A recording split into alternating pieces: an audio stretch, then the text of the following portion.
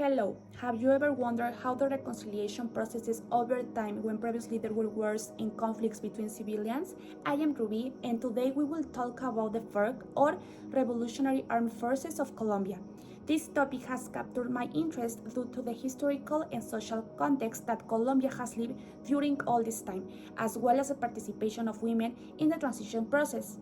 The FARC was born in a context of profound social and economic inequality in Colombia, especially in rural areas. The struggle for land and peasants' rights were the main triggers for its emergence.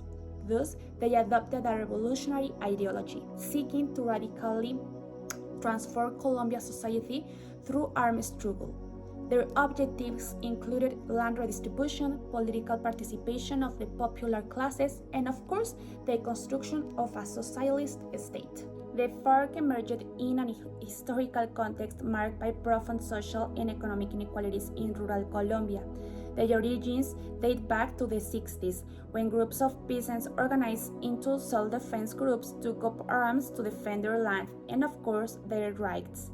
The years followed with the assassination of Jorge Eliezer Gaitán in 1948, known as El Bogotazo, were marked by a period of political violence that polarized the country and generated a climate of insecurity in rural areas. And of course, in response to the violence and lack of state protection, peasants organized in self-defense groups began to resist attack by paramilitary groups and landowners. Over time, these peasant groups adopted a revolutionary ideology inspired by movements such as the Cuban Revolution and, of course, became radicalized in their struggle against the state and Colombian elites. In 1964, the unification of several armed peasant groups took place, giving rise to the FARC. Throughout its history, the FARC underwent several changes and adaptations. Initially, the FARC financed itself through cattle raising, extortion, and coca cultivation.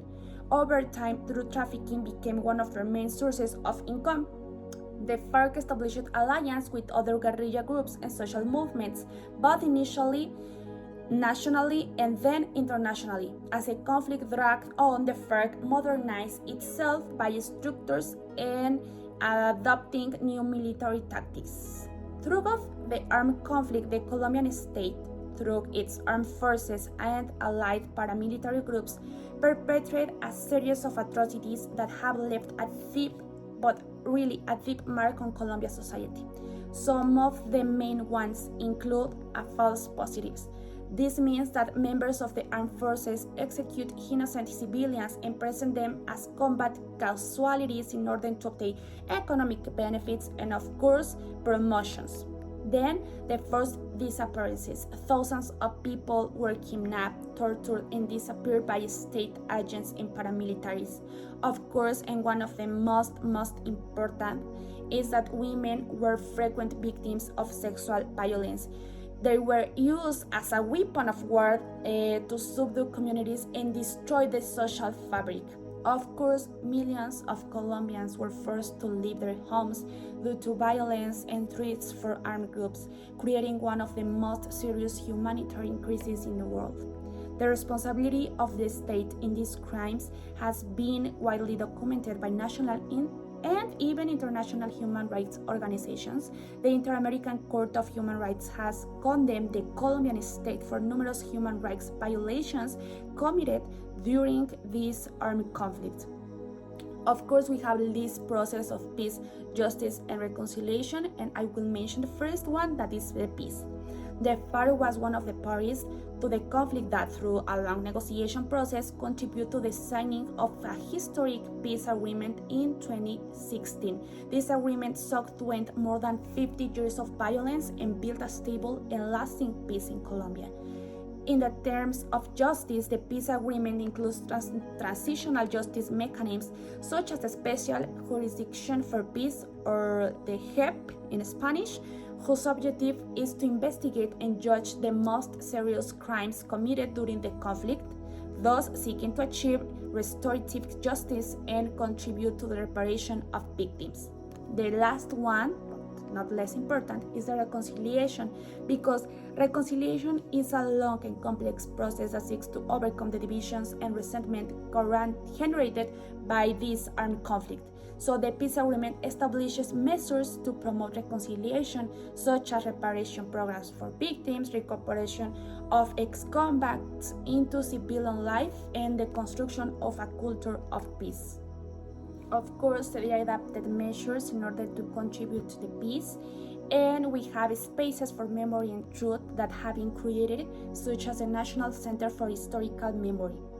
And while we have an important issues that women have created along this time in order to have spaces like this, and the importance and the relevance that they deserve, because a gender working group was created in the Truth Clarification Commission, which should work in coordination with women's organizations.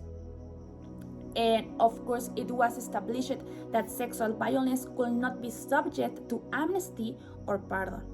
A special investigation team was created for cases of sexual violence in the Investigation and Actions Unit. Women were guaranteed access to and formalization of land in order to gain preferential access to land. And while a differentiated protection system was established for women, human rights defenders, and political leaders who are at risk. So, as a conclusion, state institutions must be strengthened to guarantee compliance with the peace agreement and the protection of human rights, because the active participation of civil society is essential to ensure the sustainability of peace. And now, of course, we have like a big situation when we have to have an alliance between many areas, between international relations, and I can mention many of them, but I'm gonna mention like one of the most important to me, that is the law and the policy. We cannot do anything with the law in our side, right? In the side by the civilians, because it's important to know who were the perpetrators and who were the victims in order to achieve justice. That's like the most important. We have to recognize how we can achieve this reconciliation, and how people can feel secure along all this time. But like the most important is, how can we guarantee that the state cannot or won't do like the same borders, the same conflicts that they created to us? We cannot tell. And finally, I think that the peace, the justice, and reconciliation are important to the government, are important to the policy, are important to law, for my career, but like it's the most important person we must care about.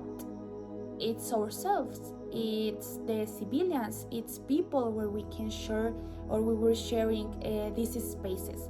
We cannot forget easily what happened, and we cannot mention it as it were like the civilians were fault, or were they created these huge murders, because that's not part of the truth. We can analyze this frequently, be with a big context that we know, and know that the state mostly will create dangerous spaces for us, and we must be ready to fight against them. We cannot give up in the society, never.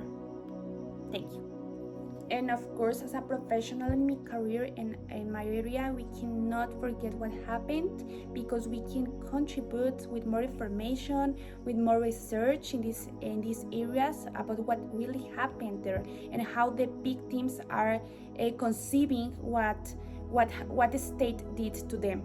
So yeah, we must be seeking, we must achieve like this reconciliation and peace and justice, but the state must contribute. The state must say that what's the best for society, but sometimes they forget it about.